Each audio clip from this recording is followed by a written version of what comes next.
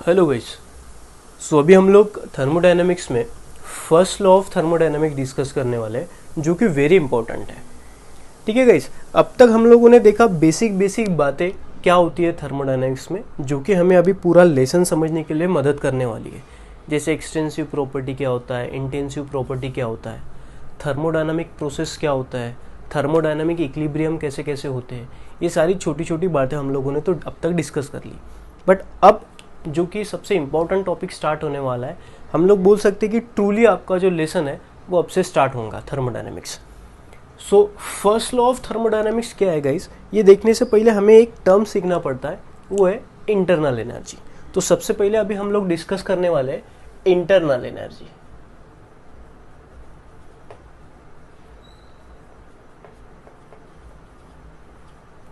Of system. अभी आपको तो पता है सिस्टम क्या है। जो भी हम लोग स्टडी पर्पस के लिए उठाने वाली चीज़ होंगी, जो भी चीज़ होंगी स्टडी पर्पस के लिए हम लोगों ने उठा दी, उसको अभी हम लोग सिस्टम बोल देंगे। यूजुअली हम लोग पूरे लेसन में पिस्टन सिलेंडर अरेंजमेंट में ही स्टडी करते हैं, इसलिए हमारे लिए सिस्टम वही हो जाएंगी। एनीवे, अभी इंटरनल एनर्जी पहले हम लोग देखते क्या है, उसके बाद में फर्स्ट लॉ ऑफ थर्मोडायनेमिक का स्टेटमेंट क्या है, ये हम लोग देखेंगे। और आपका जो लेसन है वो धीरे धीरे प्रोग्रेस करेगा इसी को लेके। Okay fine. अभी देखो गाइस, मान लो आपके पास कोई एक सिस्टम है। अभी हम लोग देखेंगे, सिस्टम निकालेंगे। मान लो मेरे पास कोई एक सिस्टम है ये सिस्टम चाहे कोई भी हो, आप चाहे प्रेशर कुकर उठा लो स्टडी पर्पस के लिए, आप कोई पिस्टन सिलेंडर अरेंजमेंट उठा लो, चाहे आप कोई भी चीज़ उठाओ स्टडी पर्पस के लिए, जो कि हमारी सिस्टम बन जाएंगी। चलो हम लोगों ने कोई एक सिस्टम उठा ली, मान लो प्रेशर कुकर उठा लिया, ओके कोई, या तो फिर पिस्टन सिलेंडर अरेंजमेंट उठा ली। अभी गाइस, हर सिस्टम में कुछ ना कुछ तो मैटर अवेलेबल होगा। अब वो जो मैटर अवेलेबल होगा वो चाहे सॉलिड स्टेट में होगा, चाहे लिक्विड स्टेट में होगा, चाहे गैसियस स्टेट में होगा, कोई भी स्टेट हो सकती है। ठीक है ना। अभी मान लो कोई भी, आपके मन से कोई भी एक स्टेट मैटर की प्रेजेंट है। अब हमारे सामने अगर एक सवाल किसी ने पूछा कि ये जो सिस्टम है जिसके अंदर कुछ ना कुछ मैटर अवेलेबल है, उस सिस्टम का हमें टोटल एनर्जी बताओ, टोटल एनर्जी कितना होता है। तो हम लोग लोअर स्टैंडर्ड से पढ़ते हुए आ रहे हैं कि टोटल एनर्जी वो एनर्जी होती है जो सारे एनर्जी का कॉम्बिनेशन होता है। अब ये सिस्टम के अंदर अगर हम लोग देखेंगे तो बहुत सारी बातें हम लोग देख सकते हैं, और बहुत सारी बातें माइक्रोस्कोपिक लेवल पे भी होती है। मतलब ऐसी बहुत सारी बातें जो हमारे आंखों से हम लोग देख नहीं सकते, हम मेजर नहीं कर सकते, ऐसी बहुत सारी चीज़ें। तो गाइज, अगर इस सिस्टम का हम लोग टोटल एनर्जी जानना चाहते हैं तो हमें वो सारी एनर्जीज पता चाहिए जो इस सिस्टम में अवेलेबल है। जैसे हम मान लो काइनेटिक एनर्जी हमें पता चाहिए, सारी काइनेटिक एनर्जी हमें पता चाहिए सिस्टम के अंदर की, पोटेंशियल एनर्जी हमें पता चाहिए, थर्मल एनर्जी हमें पता चाहिए, और ऐसे बहुत सारे एनर्जी आपको पता चाहिए। तब जाके आप वो सारे एनर्जी इकट्ठा करोगे और आपको मिलेगा टोटल एनर्जी। मैं फिलहाल यहाँ पे लिख रहा हूँ इक्वेशन कि अगर इस सिस्टम का हमें टोटल एनर्जी निकालना है तो जाहिर सी बात है, ये जो सिस्टम है इस बे मैटर से बना हुआ है। अगर मैटर आप देखोगे तो सारा मैटर जो होता है वो छोटे छोटे पार्टिकल से बना होता है, जिसको हम लोग एटम बोलते हैं। अब एटम जो होंगे वो सॉलिड स्टेट में अगर होंगे तो वो जस्ट वाइब्रेट कर रहे होंगे, लिक्विड स्टेट में अगर होंगे तो वो मोशन में होंगे रैंडम, और गैसियस स्टेट में होंगे तो और भी रैंडम मोशन में होंगे वो सारे molecule. Ultimately kinetic energy is responsible for the motion. तो इस सिस्टम का कुछ ना कुछ तो काइनेटिक एनर्जी होगा, कुछ ना कुछ पोटेंशियल एनर्जी होगा, कुछ ना कुछ थर्मल एनर्जी होगा, और भी कुछ ना कुछ एनर्जी होगा। अब जब तक ये सारी एनर्जीज आपको पूरी तरह से ट्रूली पता नहीं होती, तब तक आप टोटल एनर्जी निकाल नहीं सकते। ठीक है ना। अगर आप काइनेटिक एनर्जी को ही लेते हो तो देखो काइनेटिक एनर्जी कितने सारे वजह से हो सकती है। अगर सॉलिड स्टेट होंगी, या तो चाहे लिक्विड या तो गैसियस स्टेट, तो आपकी काइनेटिक एनर्जी, वो जो एटम है छोटे छोटे, वो छोटे छोटे एटम मोशन में होंगे, उसके वजह से काइनेटिक एनर्जी हो सकती है। अगर आपके मैटर, आपका जो सिस्टम जिस मैटर से बना हुआ है, उस मैटर में अगर डायटोमिक मॉलिक्यूल होंगे, तो मतलब एक जो मॉलिक्यूल है जो दो एटम से बना होगा, उस मॉलिक्यूल का मे बी रोटेशनल मोशन होगा, मे बी ट्रांसलेशनल मोशन होगा, ये सारे मोशन की वजह से काइनेटिक एनर्जी होगा। अभी वो पता कैसे करें? It's very difficult task. और ये सारे एनर्जीज एग्जैक्टली पता कैसे करें? इट्स वेरी डिफिकल्ट टास्क ना। तो जब तक ये सारे एनर्जी आपको नहीं मिलते तब तक आपको सिस्टम का टोटल एनर्जी एक्यूरेटली नहीं मिल पाएगा, ठीक है ना गाइस। और हम लोगों ने पहले ही बोल दिया कि थर्मोडायनामिक ये जो स्टडी है ये मैक्रोस्कोपिक है, माइक्रोस्कोपिक नहीं है। ये हमने लिमिटेशन में पढ़ा था। तो अगर हमें माइक्रोस्कोपिक लेवल तक जाना ही नहीं है तो हम लोग ये सारी एनर्जी तो निकाल ही नहीं पाएंगे, ठीक है ना गाइस। तो टोटल एनर्जी हम लोग एग्जैक्टली सिस्टम की निकाल नहीं सकते। अब तक भी हम लोग टोटल एनर्जी एग्जैक्टली निकाल नहीं पाए, ठीक है। मे बी आगे जाके पॉसिबल होता है तो बात अलग है, बट अब तक हम लोग टोटल एनर्जी किसी भी सिस्टम का एक्यूरेटली निकाल नहीं पाए। उसके पीछे रीज़न ये है कि सिस्टम के अंदर बहुत सारे प्रकार के एनर्जीज होंगे और वो बहुत सारे प्रकार के एनर्जी जब तक आपको एग्जैक्टली नहीं पता चलते तब तक आप टोटल एनर्जी निकाल नहीं सकते। चलो फिर अभी सर फिर करें क्या? फिर अभी टोटल एनर्जी आप निकाल तो नहीं सकते, तो फिर अभी क्या आगे बढ़िए थोड़ा। तो देखो हम लोग आगे क्या बढ़ते कि सिस्टम का हमें टोटल एनर्जी निकालना तो था बट अब तक पॉसिबल नहीं हो पा रहा है। तो अभी हम लोग क्या करते, टोटल एनर्जी को ही ठीक से पढ़ेंगे बट थोड़ा हम लोग नॉमेनक्लेचर अलग करेंगे। गाइज हम लोग किसी भी सिस्टम का जो भी टोटल एनर्जी होता है, जो भी पूरा एनर्जी होता है, उस टोटल एनर्जी को ही एक नाम देते हैं। वो नाम हम लोग देते हैं इंटरनल एनर्जी। मतलब अगर किसी ने मुझे इस सिस्टम का इंटरनल एनर्जी पूछा है तो अल्टीमेटली मुझे इस सिस्टम का टोटल एनर्जी बताना है। तो आप बोलोगे सर अभी तो आपने बोला कि टोटल एनर्जी निकालना पॉसिबल नहीं है। तो टोटल एनर्जी निकालना ही पॉसिबल नहीं है तो फिर इंटरनल एनर्जी कैसे आप निकालोगे? तो अभी हम लोग धीरे धीरे आगे बढ़ेंगे। फिलहाल तो मैं ये बोल देता हूं कि जो भी इंटरनल एनर्जी है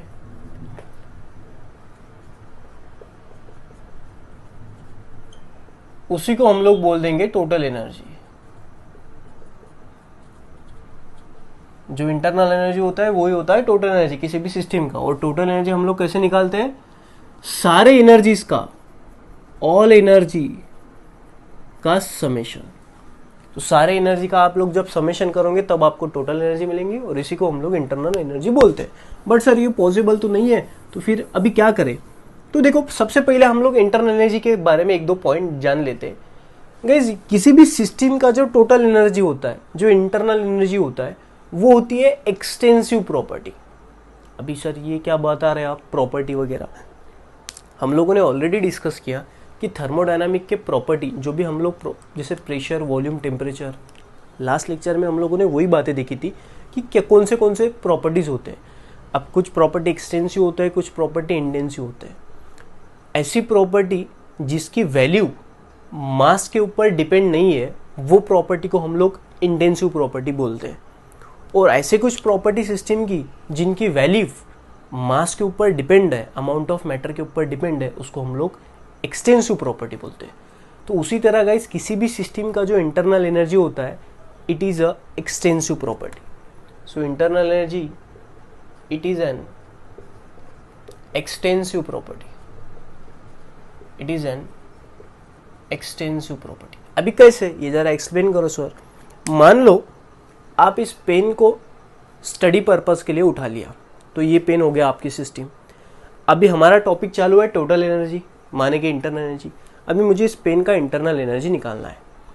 तो गाइज देखो, इंटरनल एनर्जी आपको निकालना है तो इस पेन के अंदर जितने कितने एनर्जी प्रेजेंट होंगे वो सारे का सम मतलब टोटल एनर्जी, मतलब इंटरनल एनर्जी। तो अगर गाइज इसमें जो मैटर अवेलेबल है उसका अगर आप क्वांटिटी बढ़ाओगे तो डेफिनेटली कुछ ना कुछ तो एनर्जीज होंगे ना जो मैटर के लिए रिस्पॉन्सिबल है। जैसे काइनेटिक एनर्जी का एग्जांपल उठा लो। अगर आपको काइनेटिक एनर्जी निकालना है तो आप जितना भी मैटर प्रेजेंट है उन सारे का काइनेटिक एनर्जी लोगे और उसका एवरेज लोगे, तब जाके आपको काइनेटिक एनर्जी मिलेंगी इस पूरे पेन की। तो अगर अमाउंट ऑफ मैटर बढ़ गया तो नंबर ऑफ पार्टिकल बढ़ेंगे, नंबर ऑफ पार्टिकल बढ़ेंगे तो एवरेज वैल्यू भी तो चेंज होंगी ना थोड़ी। सो गाइज मुझे बस इतना कहना है कि अमाउंट ऑफ मैटर चेंज करने से आपकी सिस्टम की एनर्जी तो बदलेंगी ना गाइज। तो इंटरनल एनर्जी को अगर मैं प्रॉपर्टी बोल दूं तो ये तो ऐसी प्रॉपर्टी है जो अमाउंट ऑफ मैटर के ऊपर डिपेंड कर रही है, इसीलिए इंटरनल एनर्जी कौन सी प्रॉपर्टी हो जाएंगी? Extensive property. चलो ये बात समझ ली। दूसरी बात, दूसरा पॉइंट क्या है? बस दो ही पॉइंट हमें याद रखना है। आगे मुझे काम है इसलिए मैं यहीं पे बता दे रहा हूं कि इंटरनल एनर्जी मतलब टोटल एनर्जी जो है वो एक्सटेंसिव प्रॉपर्टी है। और दूसरी बात, it is a state function. It is a state function. अभी सर ने ये क्या बोल दिया, स्टेट फंक्शन है। देखो किसी भी सिस्टम में अगर मान लो, अभी हमें पता है स्टेट क्या होता है, ऐसी सिचुएशन मान लो आपकी सिस्टम किसी एक स्टेट में जिसके कुछ भी जो भी पैरामीटर है जैसे प्रेशर, वॉल्यूम, टेम्परेचर आपको नोन है, ठीक है। मान लो प्रेशर कुकर आप लोगों ने गैस के ऊपर रख दिया। अब थोड़ी देर बाद उस कुकर में प्रेशर बदला होगा, टेम्परेचर बदला होगा, तो हम लोग बोल सकते हैं ना अभी जो प्रेशर कुकर के पैरामीटर है जैसे प्रेशर, वॉल्यूम, टेम्परेचर वो थोड़े बदल गए, तो हम लोग बोल देंगे कि सिस्टम एक स्टेट में से दूसरे स्टेट में चलेगी। बाई बात समझ में? तो गाइस अगर मान लो आपके पास कोई एक सिस्टम है, मान लो कोई एक सिस्टम है, अब ये सिस्टम में अगर आप टोटल एनर्जी मेजर करते हो, मान लो इनिशियली 50 जूल है, टोटल एनर्जी 50 जूल है। अभी इसके बाद मैंने कुछ एनर्जी इसमें ऐड की और ये बन गई 70 जूल। देखो कोई एक सिस्टम हम लोगों ने स्टडी पर्पस के लिए उठाई जिसका टोटल एनर्जी मतलब इंटरनल एनर्जी 50 जूल था, उसमें मैंने कुछ एनर्जी ऐड की, अभी हो गया 70 जूल। अभी देखो इनिशियली एनर्जी इतना था, फाइनल एनर्जी इतना है। तो गाइस जो भी आपका टोटल एनर्जी है वो इसके ऊपर नहीं डिपेंड करता कि आप किस तरह से एनर्जी डाल रहे हो। मान लो मैंने इस तरह से एनर्जी डाला तो 70 और इस तरह से एनर्जी डाला तो कुछ और, ऐसा तो होता नहीं ना। तो आपका जो इंटरनल एनर्जी है, आपका जो टोटल एनर्जी है वो इनिशियल और फाइनल स्टेट के ऊपर डिपेंड करता है। कौन से पाथ से आप एनर्जी ला रहे हो इसके ऊपर डिपेंड नहीं करता। इसीलिए स्टेट के ऊपर इंटरनल एनर्जी डिपेंड करता है, ना कि पाथ के ऊपर। इसीलिए internal energy is a state function. एक एग्जांपल देता हूं, मान लो गाइस मेरे अकाउंट में कुछ पैसे है, 100 रुपीज पैसे है। अभी कुछ लोगों ने मेरे अकाउंट में पैसे डाले, मान लो कि 50 रुपीज किसी ने तो भी डाल दी। अभी मेरे अकाउंट में कितने पैसे हो गए, 150। अभी ऐसा थोड़ी है कि जेंट्स ने पैसे डाले तो कुछ अलग होगा और लेडीज ने पैसे डाले तो कुछ अलग होगा। भाई ये इसके ऊपर थोड़ी डिपेंड करता है कि अकाउंट में पैसे कौन डाल रहा है। आपके अकाउंट में कितने पैसे है उसी के ऊपर हम लोग एक वैल्यू बताते हैं ना। ऐसा थोड़ी है कि किसने डाला तब जाके मैं आपका अकाउंट का बैलेंस बताऊंगा, ऐसा थोड़ी होता है। अकाउंट में जो बैलेंस है अभी कितना है और बाद में कितना है वही हम लोग वैल्यू बताएंगे ना। किसने डाला, कैसे डाला, इसके ऊपर अगर हमारी अकाउंट के बैलेंस डिपेंड करता था तो फिर तो सारे लोग वही रास्ता अपनाते थे जिस रास्ते से अकाउंट का बैलेंस बढ़ जाता है। बात समझ में आ रही है? सो अकाउंट का बैलेंस जो होता है वो हमारे वो कौन से वे से आप पैसे डाल रहे इसके ऊपर नहीं डिपेंड करता है, कितने हैं इसके ऊपर डिपेंड कर रहा है। उसी तरह टोटल एनर्जी जो होती है वो इनिशियल और फाइनल स्टेट के ऊपर ही डिपेंड करती है, ना कि कौन से पाथ से आप लोग आ रहे हो और इंटरनल एनर्जी बढ़ा रहे हो या घटा रहे हो। इसीलिए इंटरनल एनर्जी मतलब total energy is a state function. चलो ठीक है। अभी सर आप इसके बारे में इतना डिस्कस क्यों कर रहे हो? अगर हमें इंटरनल एनर्जी निकालना ही नहीं है, निकाल ही नहीं सकते इंटरनल एनर्जी, तो आप इसके बारे में क्यों डिस्कस कर रहे हो? तो गाइज हमें इंटरनल एनर्जी भी नहीं डिफाइन करना। एक second, just a minute, let me check video is on और नॉट। या गाइज हमें इंटरनल एनर्जी निकालते तो नहीं आता, बट हम लोग इंटरनल एनर्जी नहीं निकालेंगे, पॉसिबल ही नहीं। थोड़ा अलग कुछ करेंगे हम लोग, वो देखो क्या है। मान लो मेरे पास कोई एक सिस्टम है, मान लो मेरे पास एक सिस्टम है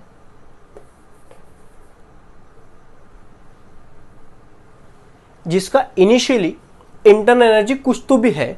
अब इंटरनल एनर्जी को हम लोग यू ये लेटर से डिनोट करेंगे। इंटरनल एनर्जी को हम लोग किस तरह से डिनोट करेंगे? यू, कैपिटल यू से हम लोग इंटरनल एनर्जी को डिनोट करेंगे। चलो फाइन। अभी मेरे पास एक सिस्टम है, उसका शुरुआती को इंटरनल एनर्जी, अब हम तो निकाल नहीं सकते, तो मैं वैल्यू की वजह मैं बोल दूंगा कि भाई शुरू में उसका जो इंटरनल एनर्जी है वो है U1, ये शुरू वाला इंटरनल एनर्जी, ठीक ओके। अभी इसके बाद में मैंने क्या किया, इस सिस्टम में 10 जूल बाहर से एनर्जी डाल दिया, बाहर से 10 जूल एनर्जी डाल दिया। अब कैसे डाला, क्या डाला, उसके ऊपर आप लोग टेंशन मत लो, डिस्कशन नहीं चाहिए, बस मैंने 10 जूल एनर्जी इसमें डाल दिया। चलो इस सिस्टम में मैंने 10 जूल एनर्जी डाल दिया। अभी इसका एनर्जी कितना हुआ होगा बताओ? तो आप बोलेंगे सर अभी पहले इसका मान लो 2014 में सॉरी 2000 मान लो 2019 में मेरा वेट 50 kg है और एक साल बाद मतलब 2020 में मेरा वज़न 10 किलो से बढ़ गया। तो बताओ मेरा वज़न 2020 में कितना होगा? आप बोलोगे सर पहले 50 था, अभी 10 बढ़ गया, तो आपका वज़न 60 है। अभी ये 60 जो वैल्यू है आप तभी बता पाओगे जब 2019 में आपका वज़न कितना था ये आपको पता है। मतलब 50 kg आपको पता है, इसलिए अभी आप 50 में 10 डालने के बाद 60 बोल पा रहे हो। बट अगर गाइज मुझे यही पता नहीं कि मेरा इनिशियल वेट कितना है और उसके बाद में मैं बोल रहा हूँ कि 10 kg मेरा बढ़ गया, अभी फाइनल वेट बताओ कितना? अरे भाई 10 ऐड तो करना है, बढ़ गया इसलिए हम लोग ऐड करेंगे, बट किस में ऐड करेंगे वो वैल्यू थोड़ी पता है। तो जब आपको इनिशियल एनर्जी ही पता नहीं तो फाइनल एनर्जी आप कैसे बता पाओगे? हाँ, बट आपको ये पता है कि 10 से बढ़ा, क्योंकि इस सिस्टम का इंटरनल एनर्जी कितने से बढ़ा? 10 से बढ़ा। बट आपको इनिशियली कितना है यही पता नहीं, तो फाइनली कितना होगा ये कैसे पता करोगे? आपको बात समझ में आ रही है? और जो कि हमें निकालना आता ही नहीं, हमें ऑलरेडी बोल दिया कि इंटरनल एनर्जी निकालना it's not a easy task. But guys हम लोग क्या करते हैं, ना तो हमें इनिशियल इंटरनल एनर्जी में इंटरेस्ट है ना तो फाइनल इंटरनल एनर्जी में इंटरेस्ट है। हमें इंटरेस्ट है कि उस सिस्टम का एनर्जी चेंज कितने से हुआ, ये हम लोग बता सकते। तो अभी हम लोगों का डिस्कशन किसके ऊपर होगा? Change in internal energy. Change in internal energy. अभी इंटरनल एनर्जी को हम लोग यू से डिनोट करते हैं, तो चेंज इन इंटरनल एनर्जी को हम लोग डेल्टा यू से डिनोट करेंगे। आप सबको पता है delta symbol stands for change. ठीक है, देखो कैसे निकाले पाएंगे। देखो इनिशियली एनर्जी था U1 और फाइनली एनर्जी कितना हो गया आपका? सर U1 में 10 ऐड हो गया, तो ये फाइनल एनर्जी। तो गाइज U1 है इनिशियल एनर्जी, अगर मैं उसको इधर लेके जाऊंगा तो ये बन जाएगा U2 minus U1 which is equal to 10। Final energy minus initial energy ही होता है ना चेंज। कभी भी चेंज हम लोग कैसे निकालते हैं? Final minus initial. So final energy minus initial energy is nothing but change in energy which is equal to 10। बात समझ में आ रही ना? तो हमें ज्यादा डिस्कशन किसके ऊपर करना है? चेंज इन इंटरनल एनर्जी, ये इंपॉर्टेंट है। और इसी के ऊपर बेस है आपका फर्स्ट लॉ ऑफ थर्मोडायनामिक्स। ठीक है, तो चलो अभी हम लोग आ जाते, ये तो हम लोगों ने इंटरनल एनर्जी देख लिया और चेंज इन इंटरनल एनर्जी देख लिया। अभी हम लोग फर्स्ट लॉ ऑफ थर्मोडायनामिक्स के ऊपर आ जाते हैं। अभी देखो guys first law of thermodynamics क्या बोलता है अल्टीमेटली। इसको तो फर्स्ट लॉ ऑफ थर्मोडायनामिक्स को अगर आप लोग दूसरा नाम देना चाहोगे तो ये दूसरा नाम है कंजर्वेशन ऑफ एनर्जी। क्या है? कंजर्वेशन ऑफ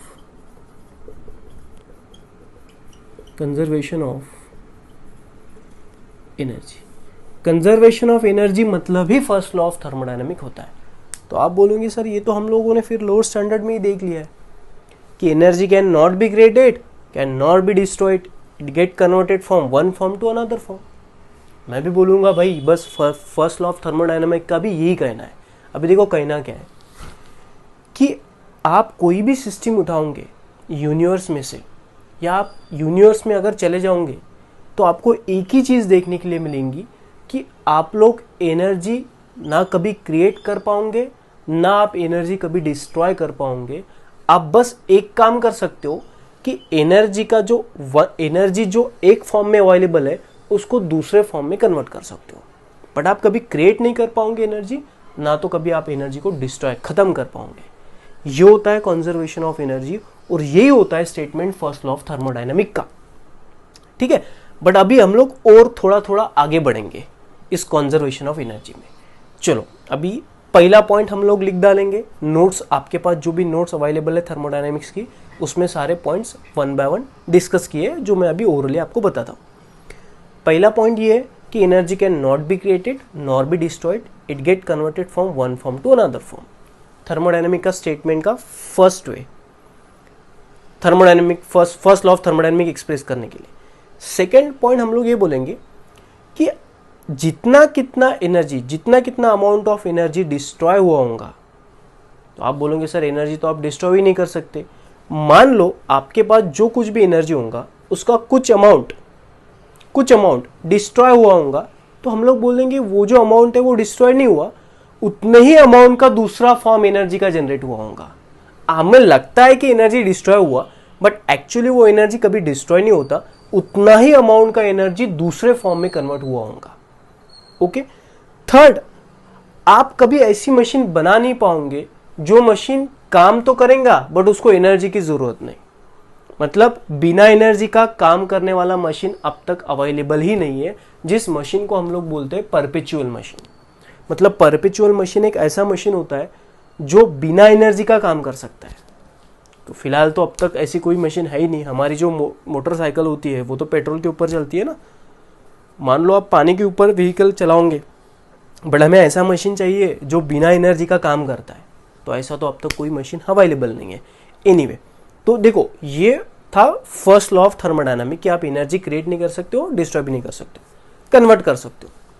उसके बाद में गाइस कुछ साइंटिस्ट ने एक चीज ऑब्जर्व की और फर्स्ट लॉ ऑफ थर्मोडायनामिक को थोड़ा मॉडिफाई किया। वो मॉडिफाई करने से पहले एक चीज उन्होंने क्या ऑब्जर्व की कि हमारे केमिस्ट्री में कुछ केमिकल रिएक्शन जो होते हैं वो एक्सोथर्मिक होते हैं। अब एक्सोथर्मिक केमिकल रिएक्शन क्या होता है? ऐसी केमिकल रिएक्शन जिसमें हीट इज इवॉल्व्ड, बाहर निकल जाती है, उसको हम लोग एक्सोथर्मिक केमिकल रिएक्शन बोलते हैं। मान लो A plus b gives C plus d और इसमें से कुछ हीट निकला बाहर, एनर्जी निकला बाहर in the form of heat, तो ये रिएक्शन एक्सोथर्मिक होता है। अभी सवाल ये है कि ये हीट आया कहां से, ये एनर्जी आई कहां से? तो आइंस्टाइन साइंटिस्ट का ये कहना है कि आपके यूनिवर्स में जो मास अवेलेबल है, मास, उस मास को आप लोग एनर्जी में कन्वर्ट कर सकते हो। तो ये जो एक्सोथर्मिक केमिकल रिएक्शन थी, इस एक्सोथर्मिक केमिकल रिएक्शन में रिएक्टेंट का कुछ ना कुछ मास ये एनर्जी में कन्वर्ट हुआ होगा, इसीलिए आपको बाहर हीट महसूस हो रही है, गर्माहट महसूस हो रही है, एनर्जी महसूस हो रही है, इसीलिए आप इसको एक्सोथर्मिक रिएक्शन बोलते हो। तो जो हीट है, जो एनर्जी है, वो आई कहां से? तो कुछ ना कुछ रिएक्टेंट का मास ये एनर्जी में कन्वर्ट हुआ होगा, हीट में कन्वर्ट हुआ होगा। सो ये बात बाहर आने के बाद हमारा जो फर्स्ट लॉ ऑफ थर्मोडायनामिक है, मतलब एनर्जी कंजर्वेशन ऑफ एनर्जी है, वो थोड़ा मॉडिफाई हुआ।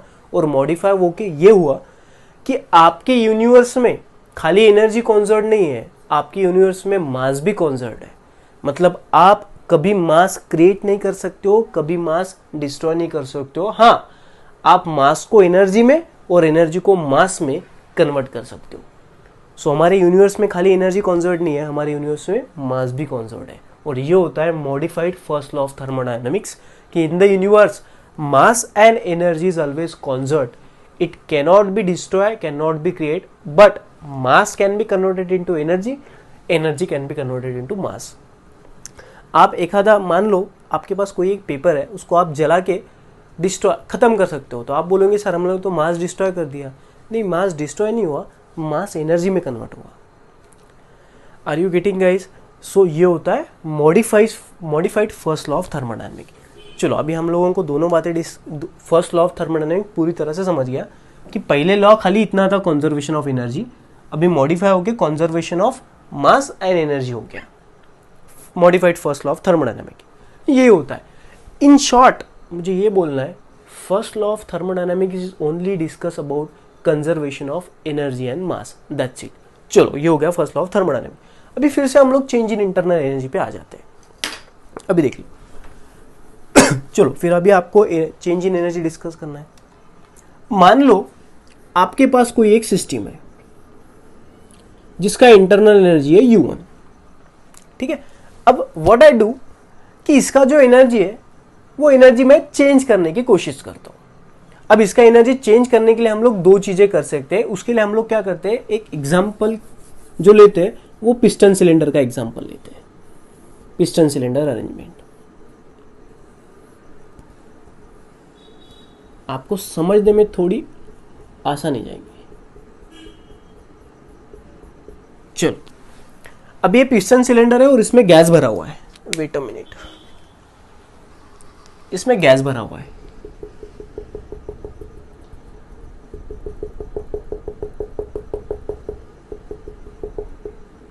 चलो मान लियो गैस। अभी इस सिस्टम का कुछ ना कुछ इनिशियल इंटरनल एनर्जी होगा। मैं बोलता हूं इनिशियल इंटरनल एनर्जी को हम लोग U1 से डिनोट करेंगे।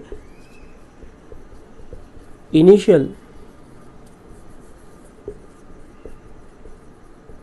इंटरनल एनर्जी हम लोग U1 से डिनोट करेंगे और फाइनल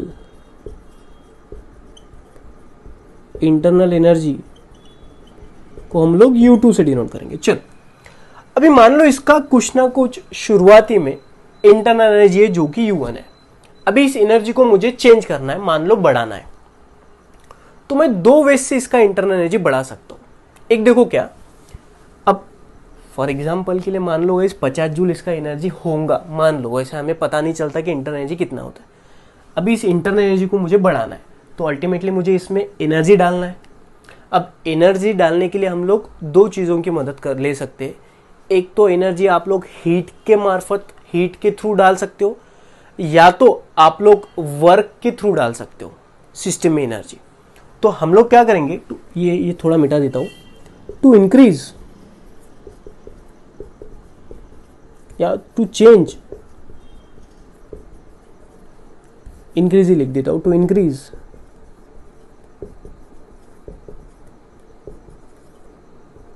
या तो फिर हम लोग बोलेंगे if some heat is added to the system.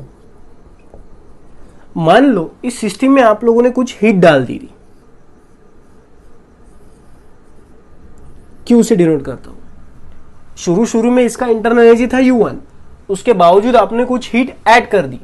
अब इसका इंटरनल एनर्जी जो होगा वो कितना होगा, then its internal energy becomes शुरू में U1 था, उसमें आप लोगों ने हीट कुछ ना कुछ डाली, ऐड की, तो प्लस क्यू।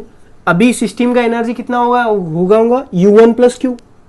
उसके बाद आप लोगों ने सिस्टम के ऊपर कुछ काम किया, मान लो इस पिस्टन को मैंने दबा दिया, मतलब इस सिस्टम के ऊपर काम किया। देखो दो चीज होती है, एक तो सिस्टम के ऊपर काम करना, सराउंडिंग ने सिस्टम के ऊपर काम किया, और दूसरा होता है सिस्टम ने सराउंडिंग के ऊपर काम किया। दो चीज होती है, इसको हम लोग डिस्कस करेंगे, डोंट वरी। अभी मैं पिस्टन को पकड़ के दबा रहा हूं, तो मैं हो गया सराउंडिंग, क्योंकि सिस्टम को छोड़ के बाकी सब सराउंडिंग होता है। अब मैं होगा सराउंडिंग, मैं सराउंडिंग सिस्टम के ऊपर काम कर रहा हूं, तो सिस्टम के ऊपर काम हो रहा है। मान लो मैंने 20-25 जूल काम किया सिस्टम के ऊपर, तो गाइज ये जो मान लो 20 जूल जो मैं सिस्टम के ऊपर काम कर रहा हूं, वो सारे के सारा 20 जूल क्या हो जाएगा, सिस्टम में अंदर स्टोर हो जाएगा ना, तो उसका इंटरनल एनर्जी बढ़ेगा। तो हम लोग बोलते हैं कि कुछ ना कुछ आप लोगों ने सिस्टम के ऊपर काम किया। If W is work done on the system, system के ऊपर कुछ काम किया, तो देखो पहले कुछ ना कुछ एनर्जी था, इंटरनल एनर्जी U1, उसमें आप लोगों ने कुछ हीट डाला, तब एनर्जी हो गया U1 प्लस क्यू।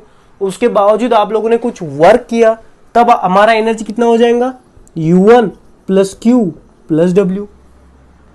अब अगर मैं आप बोलूंगा कि आपकी फाइनल एनर्जी कितनी है, तो फाइनल एनर्जी कितनी होगी, जो हो जाएंगे U1 plus Q plus W। इसको हम लोग फाइनल एनर्जी बोल देंगे। आपको समझ में आ रहा है ना। तो इनिशियली था U1, उसमें आप लोगों ने कुछ अमाउंट ऑफ हीट ऐड किया, तब हो गया U1 प्लस क्यू। उसने आपने कुछ ना कुछ काम भी किया, तब आपका एनर्जी हो गया U1 plus Q plus W। तो ये जो U1 plus Q plus W है, ये तो हो गया ना हमारा फाइनल एनर्जी। जैसे हमारा मान लो मेरा वेट पहले 50 था, 5 किलो बढ़ गया और 10 किलो बढ़ गया, मतलब टोटल 15 बढ़ गया, तो अभी मेरा वेट कितना हो जाएगा 50 प्लस 5 प्लस 10 मतलब 65। ये मेरा फाइनल वेट है ना। उसी तरह फाइनल इंटरनल एनर्जी कितना हो जाएगा, initial internal energy plus Q plus W। अब मैं प्लस क्यू कर रहा हूँ, ये आपको थोड़ी देर बाद बताता हूँ, डोंट वरी। बट मुझे तो इंटरनल एनर्जी में इंटरेस्ट नहीं, मुझे तो चेंज में इंटरेस्ट है। तो आपका एक काम करो, इनिशियल इंटरनल एनर्जी इधर लेके आओ, तो ये बन जाएगा इस तरह से Q प्लस W। तो guys final internal energy minus final internal energy minus initial internal energy becomes change in internal energy which is equal to Q plus W। This is the mathematical statement of first law of thermodynamics.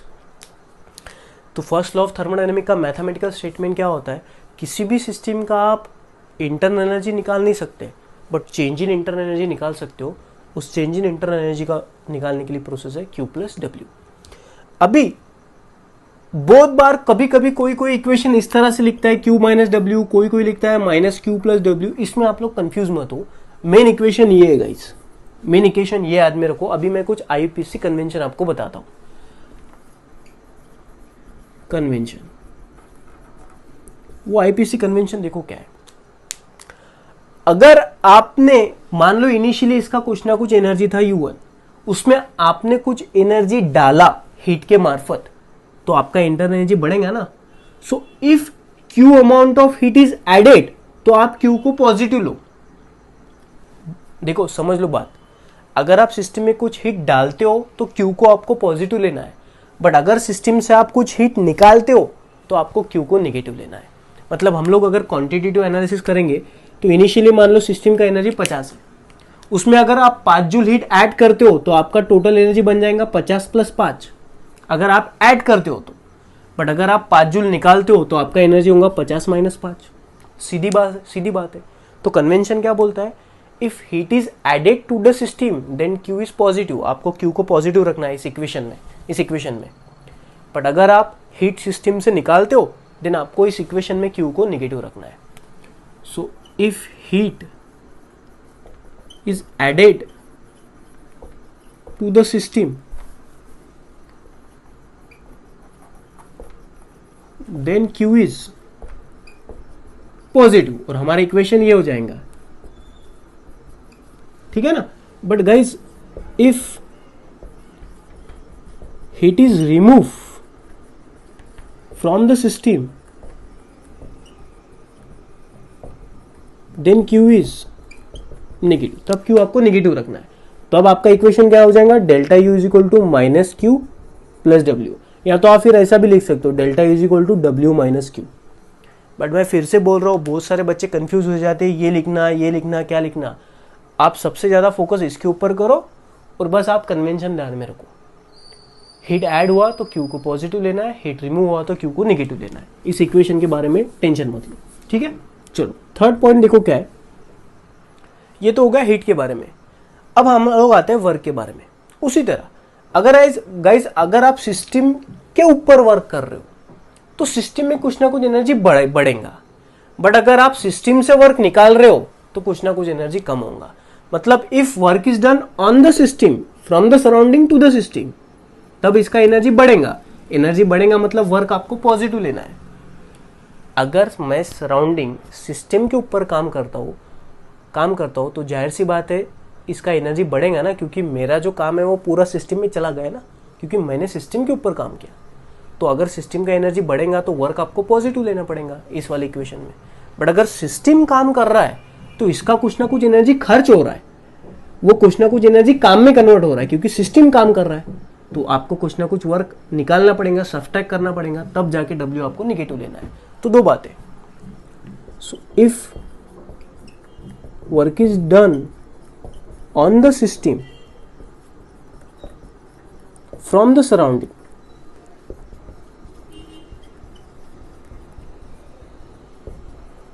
then W is positive, but if work is done by the system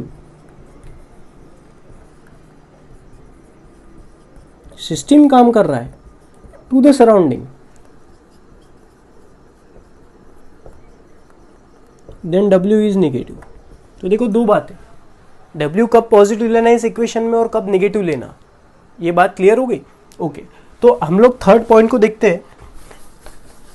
तो अगर third point को consider किया तो ये equation क्या बन जाएगा, delta U is equal to Q + W। If work is done on the system then W is positive. But अगर फोर्थ पॉइंट को देखेंगे, if work is done by the system, अगर सिस्टम काम कर रहा है तो यही इक्वेशन क्या बन जाएगा, -W। अब हालांकि माइनस प्लस हमें पता है क्या होता है, ये होता है।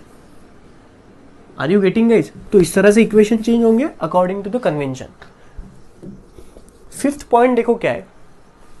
फिफ्थ पॉइंट है, अभी देखो चेंज इन एनर्जी आप कैसे निकालते हो, U2 - U1। अभी फाइनल इंटरनल एनर्जी और इनिशियल इंटरनल एनर्जी तो हमें पता नहीं, बट आप ये पता कर सकते हो कि फाइनल ज़्यादा थी या इनिशियल ज़्यादा थी।